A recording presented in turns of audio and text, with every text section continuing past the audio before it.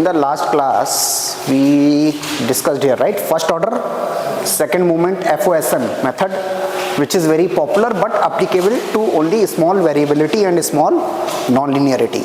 And using the Taylor series approximation, we also derived the expression for variance of y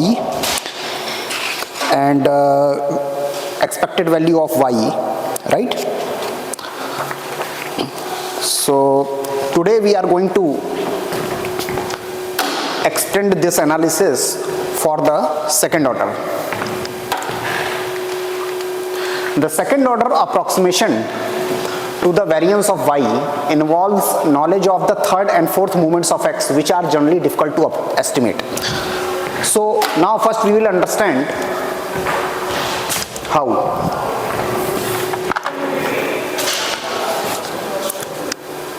So let us start with the second order approximation.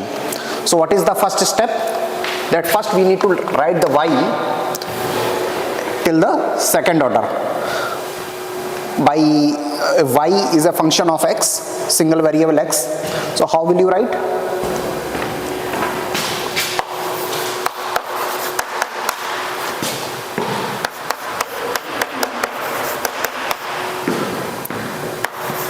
Now I am writing dg by dx as g prime, and it is understood that it is at mu x. Okay, I am not writing. I hope you understand.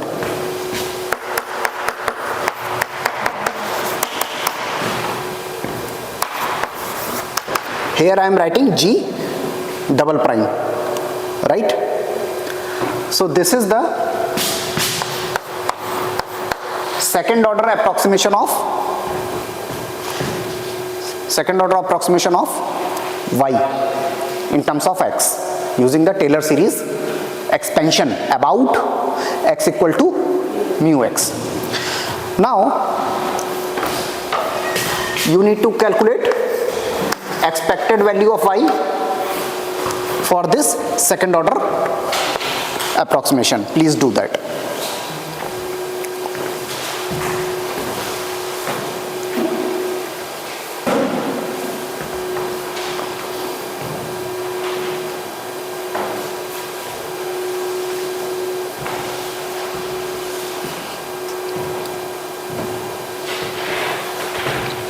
I have already discussed this in the last class for the case of first order. Now you have to extend the same thing for the second order.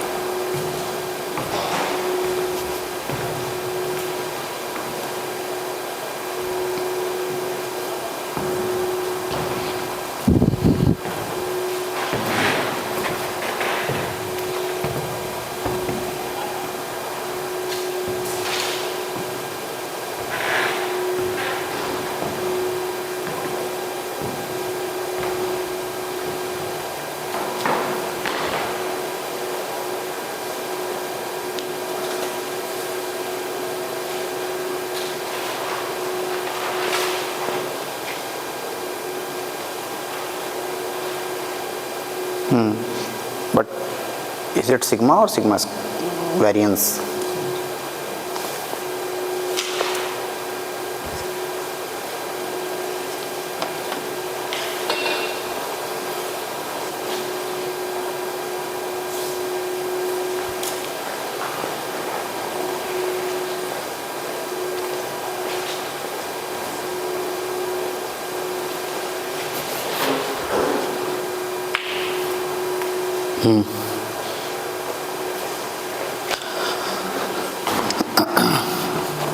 So if you take the expected value, this will come out as g of mu x plus half expected value of x minus mu x whole square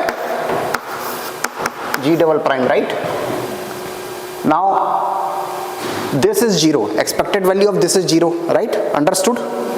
And here g double prime at mu x is constant, so it will come out. So there will be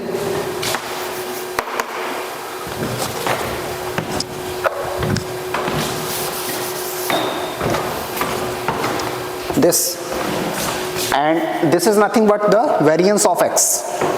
So you can write g. So when I am writing g, it means g of mu x plus g double prime by 2 into variance of x, right? So expected value of y will be this for, this is first movement second order, first movement second order approximation of this, right? Now you can play with this.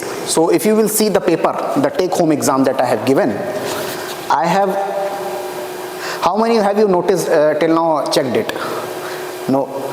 Okay, there you will check what I have done in that paper. I don't remember exactly, but I think I have not taken this part. I have simply taken this one. Check, okay? It's okay.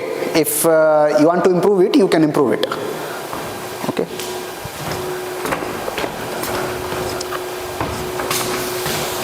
Now variance of x is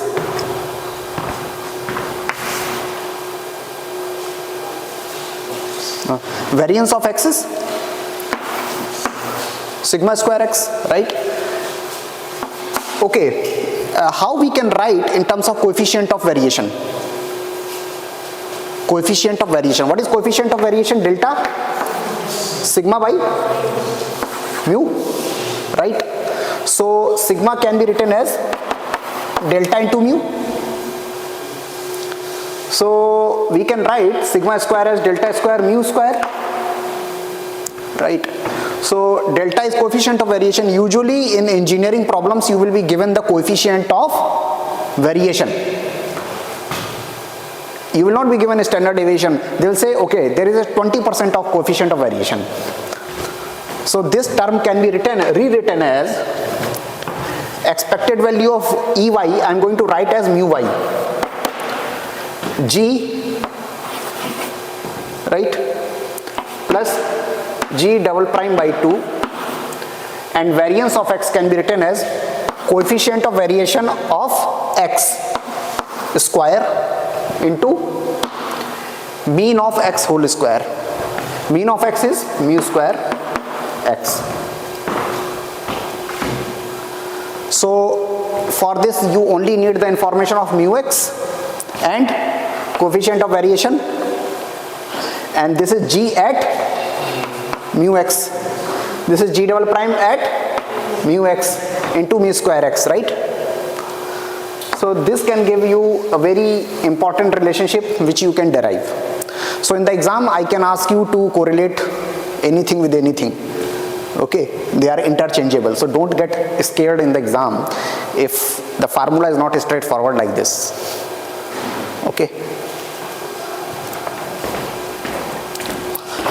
Now try to write the variance of y. So till now you have written the expected value of y.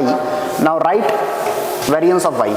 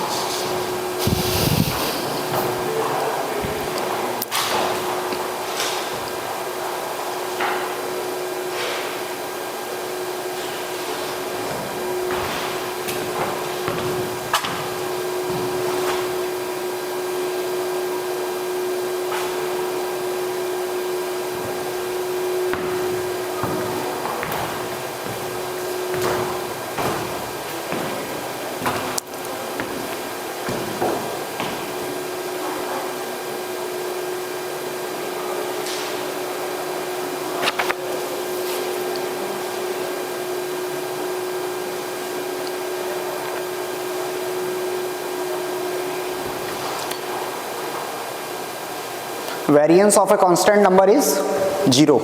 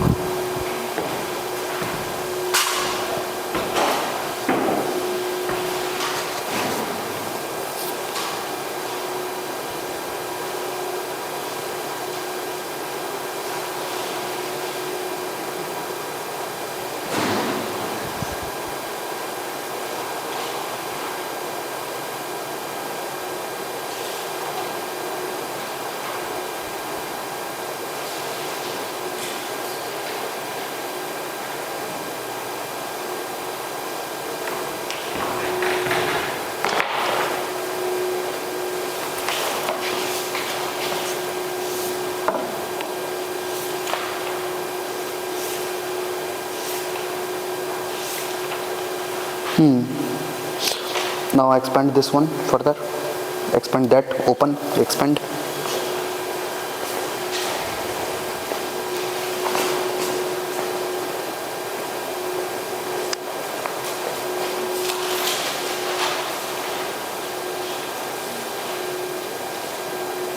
Good, expand. Open and expand. Open, expand.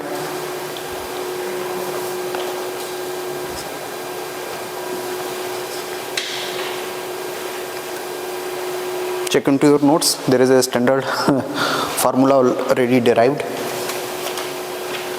Good. What's COV? But mu x it wouldn't be 0 only.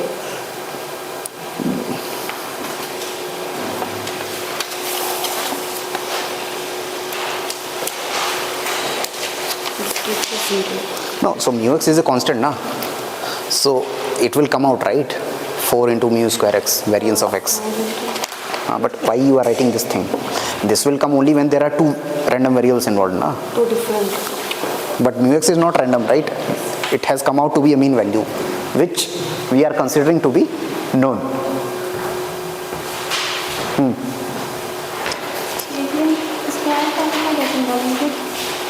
इसको expand करो ना, x square plus mu square.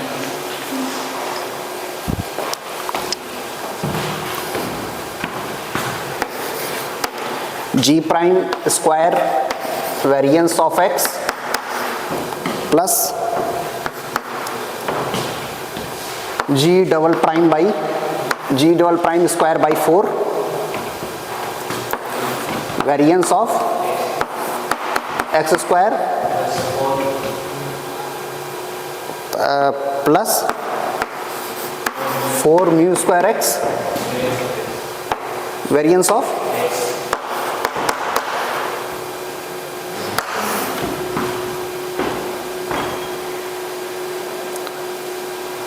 now here variance of x square is coming in the picture, right? And what is variance of x? How do we define variance of x? What is the definition of variance of x? Integral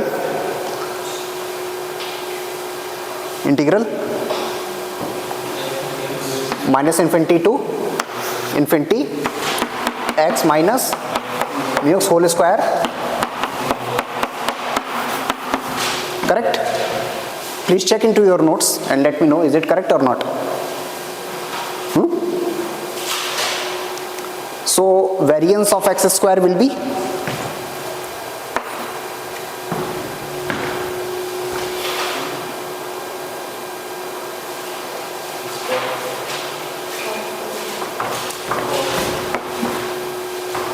x square minus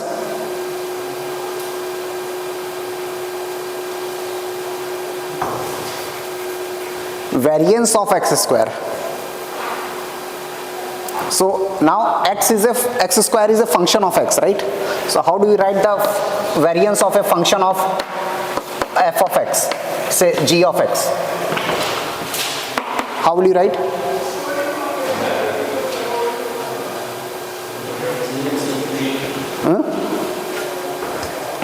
integral gx minus mu of gx whole square into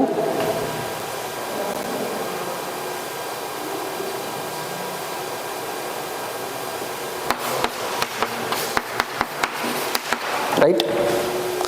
That's what we define, right? X is a random variable, so you will do everything on the probability of x, and then this is something that you are going to do. That's how we have defined the expectation operator and variance operator, right? No? Did you check? Just check in your notes.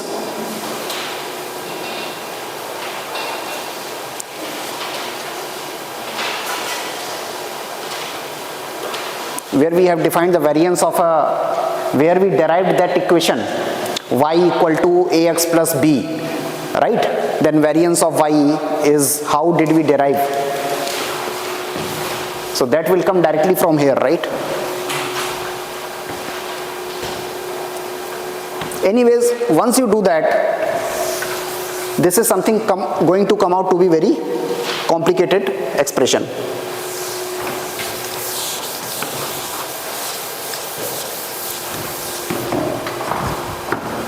That is something that we are not going to derive here, because in practice the second order estimate of the mean is used because it is easy to calculate. However, we use only the first order estimate of the variance. So first order second movement, it means we go up to second movement with the first order. But for the first movement, we are going up to the second order. Okay? So, whenever you need to get a quick idea about the variance and about the mean of a function of a random variable, you can use the second order approximation to calculate the mean, but first order approximation of the standard deviation, because that is mathematically tractable, easy to calculate, and all the required information. What information you will have? You will have only two information: mean of the random variable and standard deviation of the variable.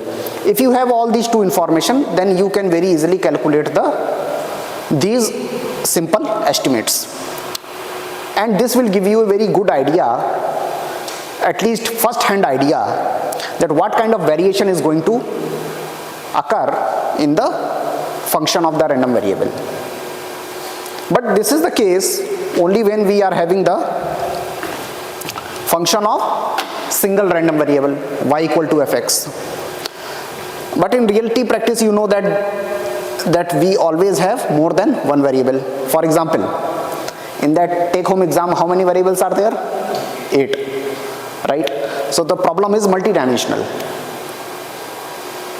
We need to deal with that kind of problem, and we need to derive the approximation when this kind of multivariable problem is there. In the last class, when we discussed Jacobian, right? Why did we discuss the Jacobian? In which context?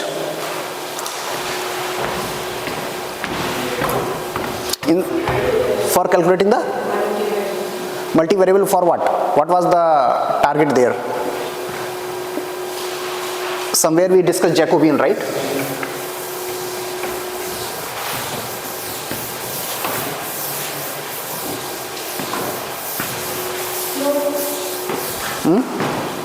No, but why we did we discuss that? What was the idea there?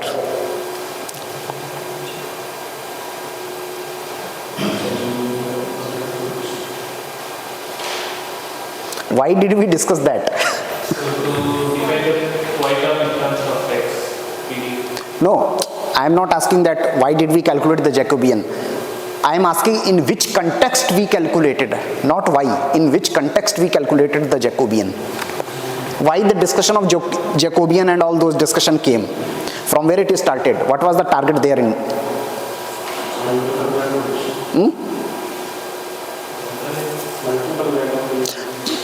So what we wanted to do with the multiple random variable? Uncertainty propagation. Okay, uncertainty propagation is something, but exactly what we wanted to calculate there?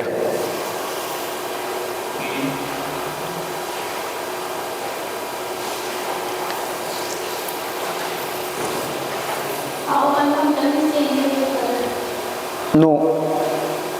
What was our objective there? Uncertainty propagation is okay, but what was the exact objective there? To generalize the function. Which function? I am asking very simple question. What was our objective there? Why did we do that all that maths? Exactly.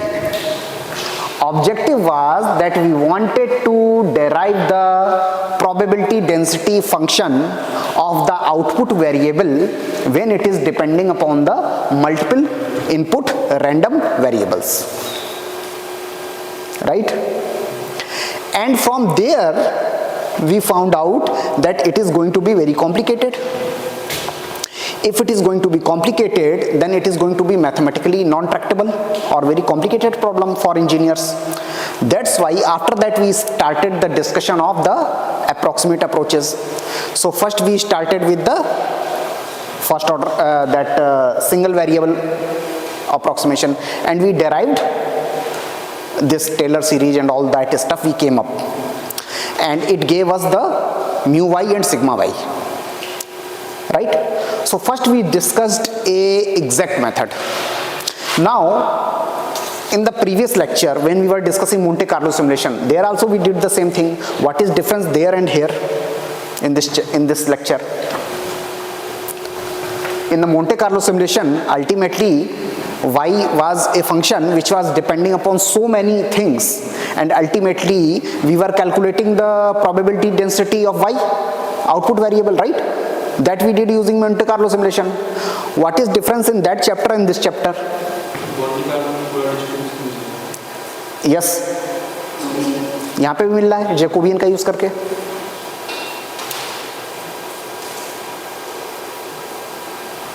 This chapter we only wanted an example.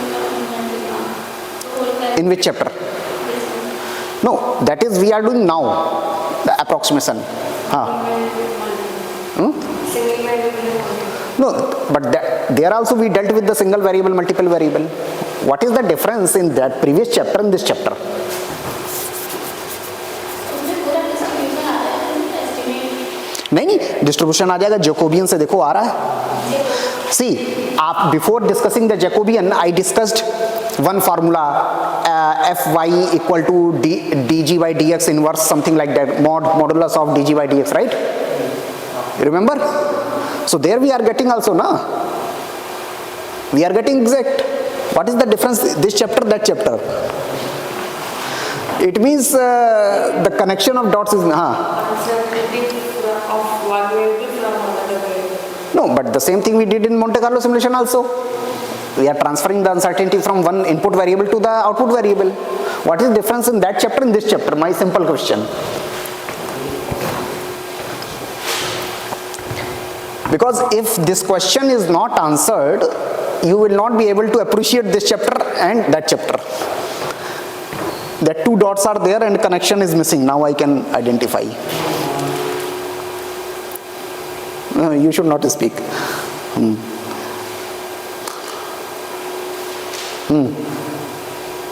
Sir वहाँ पे Monte Carlo में joint distribution था. यहाँ पे भी joint निकालना है, Fy1, Y2, Yn.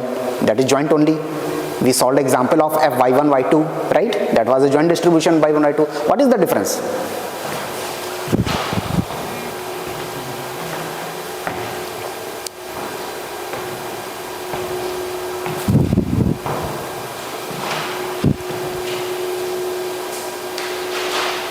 वहाँ computer से जाएगा ना, हाथ computer करना पड़ेगा. Now you are going close. Now you are going very close to the answer. Exactly. Yes, this is the answer. Monte Carlo simulation is a hardcore numerical approach. It doesn't care about any kind of analytical expression, closed form solution, mathematics. It does everything numerically, and it will give you everything in numerical sense. It doesn't care. It is just like a finite element method, right?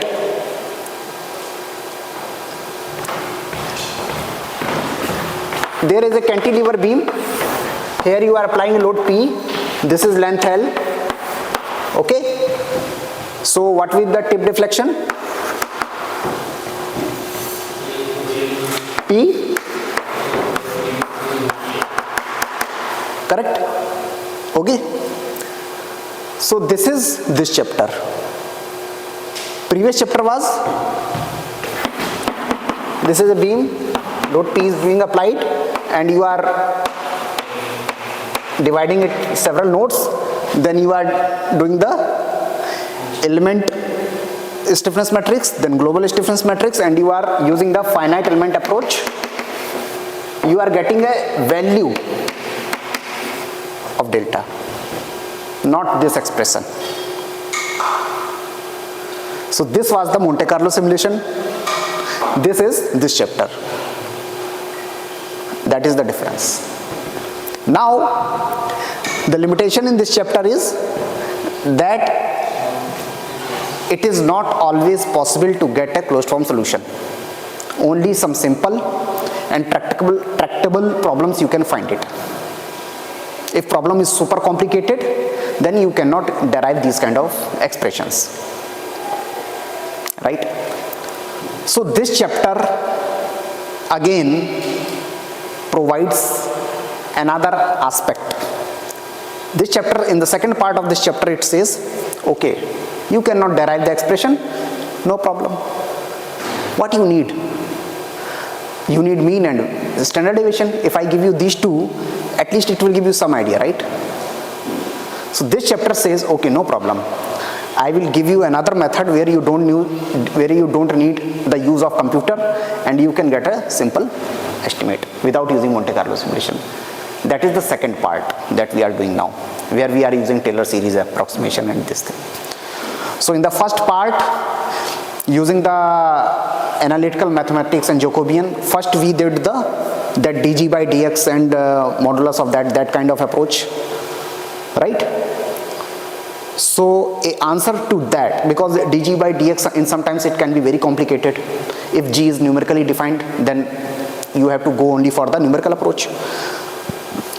So this second part of this chapter gives you an approximate idea to solve the problem by getting the mean and standard deviation using the first order approximation, second order approximation, okay, of the Taylor series with single random variable.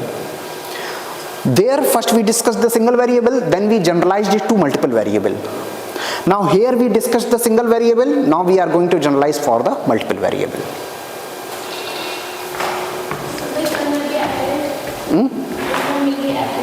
Of course, this will be accurate.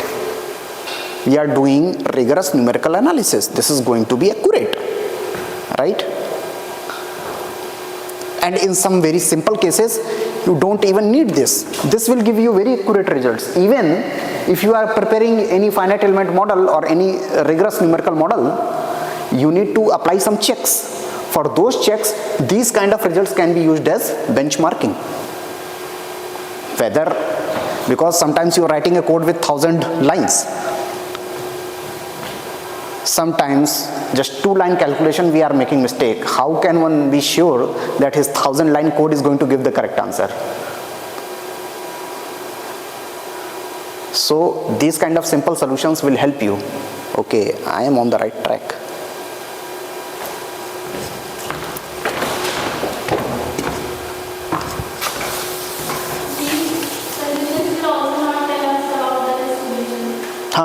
These solutions will not tell us about the distribution, but suppose some situation is there where you are given a mean and standard deviation, and you know that this parameter can be taken normal distribution. So at least some calculations you can do, right, with some assumptions, right? approximate approaches, simple approaches, these are more human, which separates you from ChatGPT. Okay, numerical solutions are good. In the end, numerical solutions will solve the problem of the humanity. Okay, right? And numerical solutions has to be built by humans, right? But what makes you a human is your intuition. What makes you a good engineer is your intuition. Okay, if you always do the numerical simulation, always use the software, the final output will be that for everything you will be dependent upon the software. If software is not there, you are a dumb. So, to not become dumb, or so that software cannot overpower you, artificial intelligence, machine learning cannot take your job, you have to remain a powerful human. A biggest gift for the powerful human is the brain. How intuitive is your brain?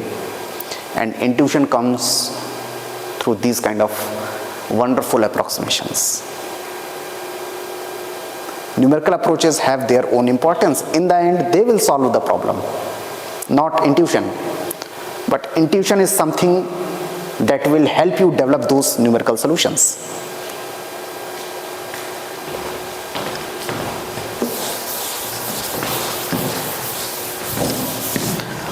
Now, we are going to expand this thing to the multiple variable.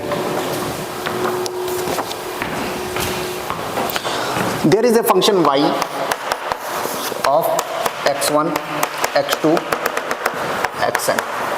Okay? Now, how can you write y in terms of Taylor series? So, look at the Taylor series expansion of single variable. First, tell me the single variable expansion. G of mu plus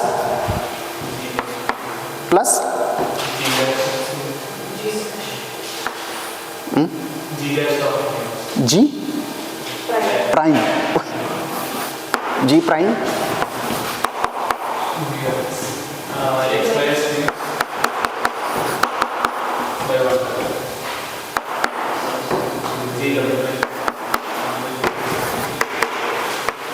G prime or double prime? Correct? How can you write it in the summation form?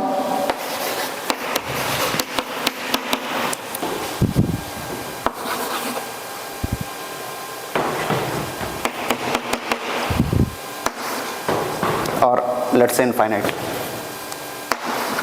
How can you write? I gave the Taylor series expansion, right? Just check.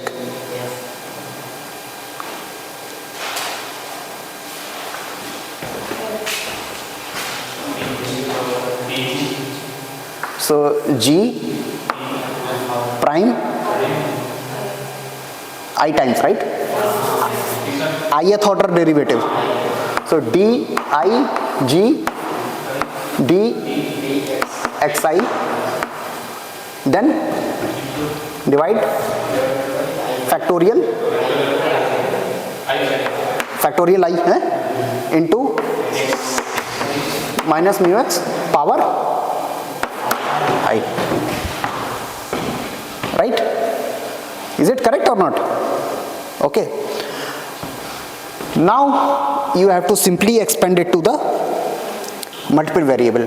Try the generalization by your intuition.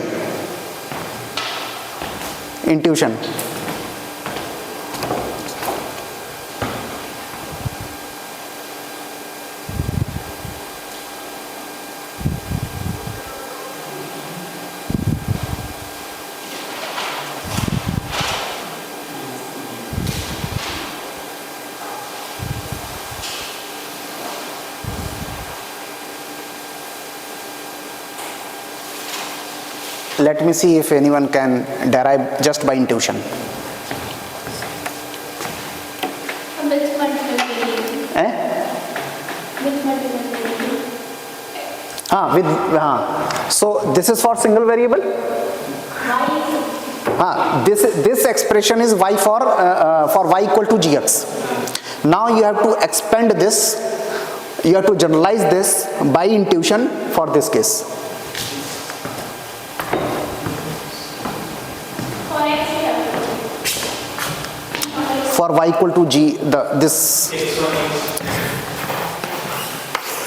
is all for y equal to gx. Now see this, apply your intuition and get this kind of system for this case. Am I clear?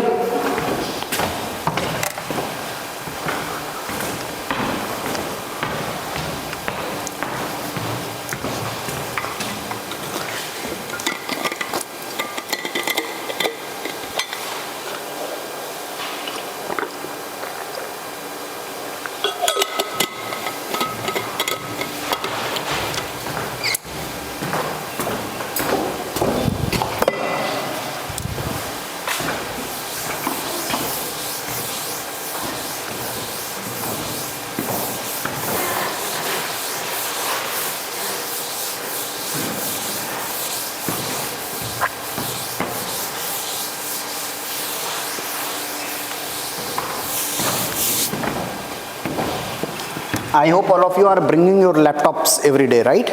In the next class, you have to bring your laptop. I will upload the next MATLAB code on the Moodle. Okay, download it and we'll discuss.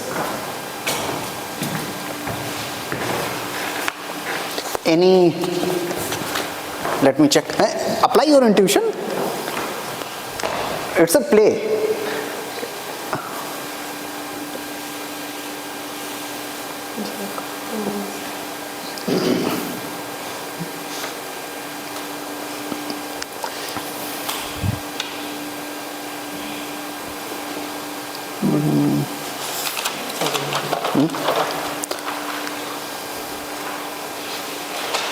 Okay, very good.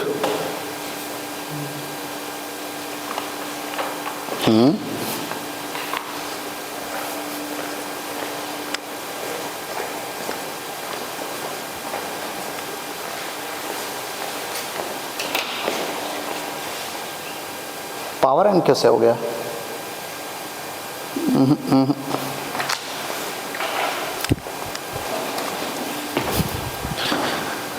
See, by intuition, the first term should be g of mu of x1, mu of x2, mu of xn. This is by intuition, right? This is okay, na? Okay. Second term should include the first derivative and a minus kind of system, x minus mu x into first derivative, right? Now how many random variables are here? N.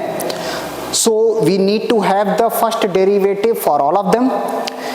If you are having first derivative for all of them, then it has to be partial derivative, right? And it has to be with respect to all of them. So how can you write this term?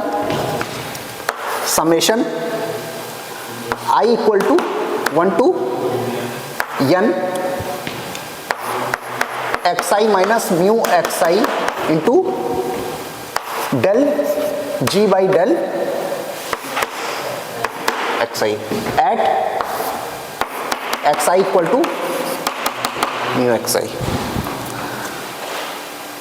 right? This is just, I'm just writing by intuition. There are n random variables, there has to be partial derivative, and all first term should come, so I am putting a summation sign. Everything is coming just by intuition, right? Now, lab hai, jao. Now,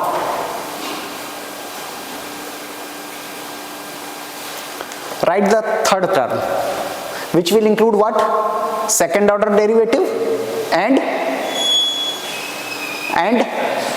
square, right? Right. And 1 by 2, of course. When second order derivative is involved, it means there can be two possibilities, only with respect to xi and with respect to xi and xj. Second order derivatives can be two types, right? Do that.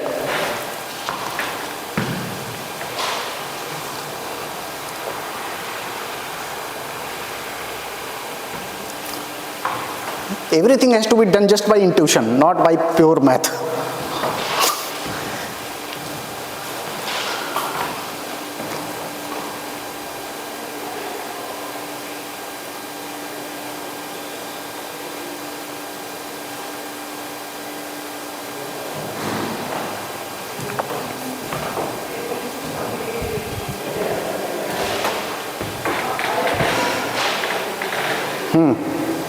Let me see who can tell me the third term y intuition.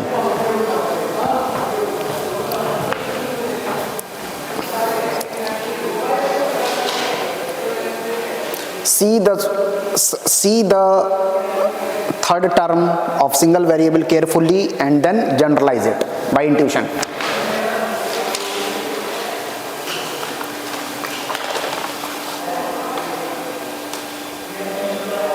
You are very close, but you need to put one more summation sign. Intuition? Any intuition? I think we are already putting double summation. Your intuition is good.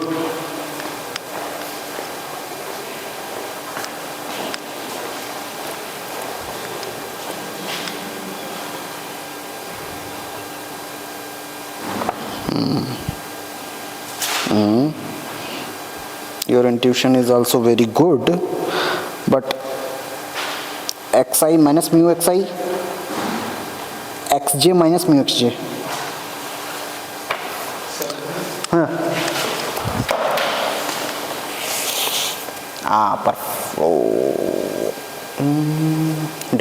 This is not second order derivative, right? Order of the derivative should be second. You got it, Mahesh? So, okay, tell me. Half, okay? Summation I equal to 1 to n, summation j equal to 1 to n, xi minus mu xi, xj minus mu xj, del square g, del xi, del xj at xi equal to mu xi, xj equal to mu xj. How many of you got this? I think one person got it, but with slight mistake. And this is just by intuition, not more than that. Okay? Now, what will be the first order approximation of y in this case? Now, no math allowed, only intuition. First order approximation, g of mu.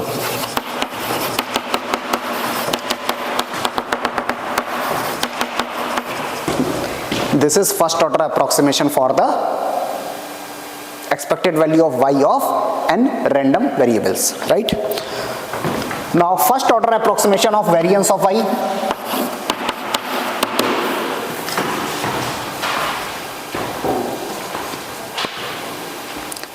Carefully look at the expression of first order approximation of variance of y and then expand it.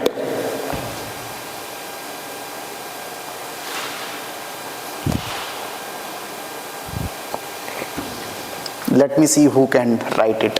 Just by intuition. Generalization by intuition. First write the variance of y for single variable and then expand it.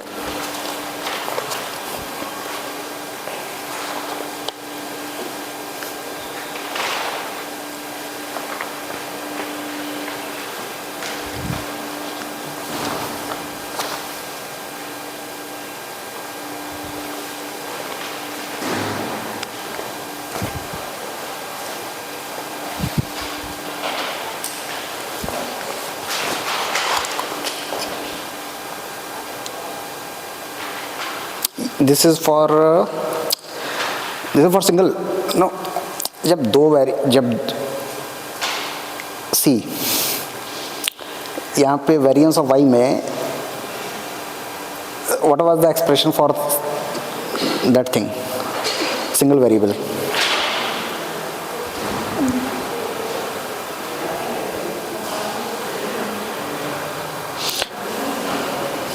Okay, your intuition is like that, okay.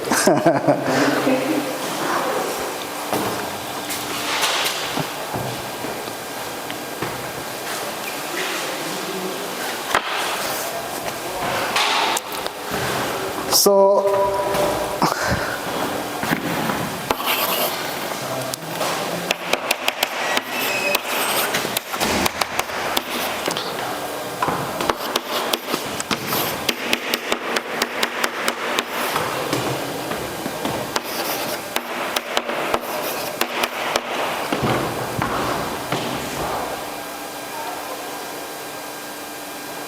this is the same mistake that you made here. When there is a square term is coming, okay, simple. When you do a square, when you are generalizing it to a plus b whole square, how you are generalizing? You are writing a square, you are writing b square, then you are writing ab, ba, right? How you are generalizing it? You are generalizing a plus b whole square with a square by intuition without any calculation. So this is summation, okay, a and b. So all terms are coming, a square, b square, ab, ba. So this is the same thing. And when it is involved, suppose, so there will be a term when xi will be equal to j, this will become variance of, when I equal to j, this becomes variance of xi, and this becomes gi prime whole square. It is that term, but that is half story. The coupling terms are missing. Why there should be only these coupling terms? Why should not be there I, j, k? Anyone? Why there is only two coupling terms? Why not 3 or 4 or 5? Any answer? No. There is a logic behind it, because variance of y is kind of second movement. Second movements, it means the square is coming. Square is coming means two terms are getting multiplied. So there has to be coupling of two terms. Right? So from there all that intuition can be derived, and this becomes a very simple formula for the case of first order approximation of the variance of y. Now write the second order approximation of EY. Second order approximation of EY.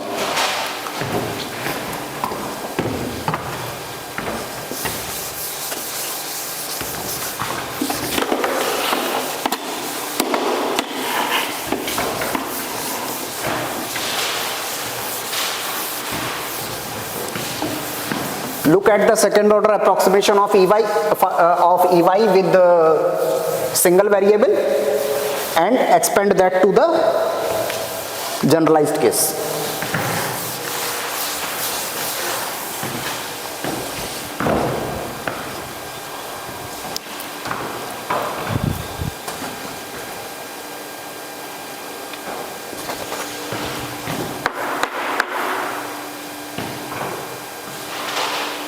Any answer? What will be the first term? First term, G of mu, right? Plus second term should be summation of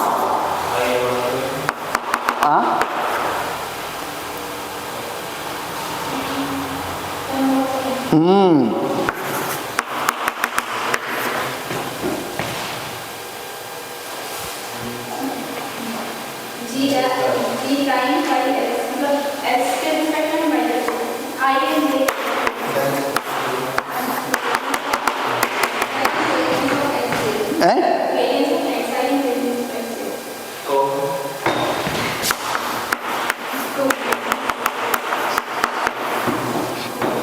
and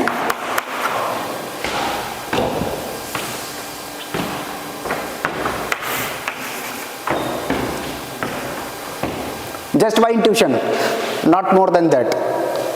Okay, this is the expression for expected value of y with second order approximation with multiple variables.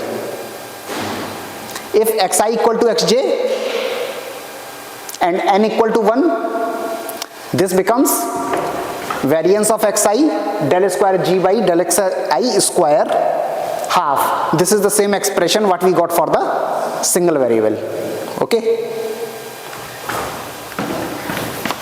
Now variance of y for this case.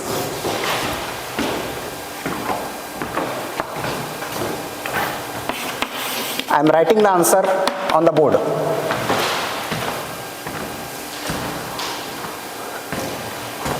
I am writing the answer on the board. No need. It is we did not derive the variance of y even for the single variable case with the second order, then we don't care about this one. After that, if you want, do the Monte Carlo simulation. Okay. So this was the thing. How much time is left?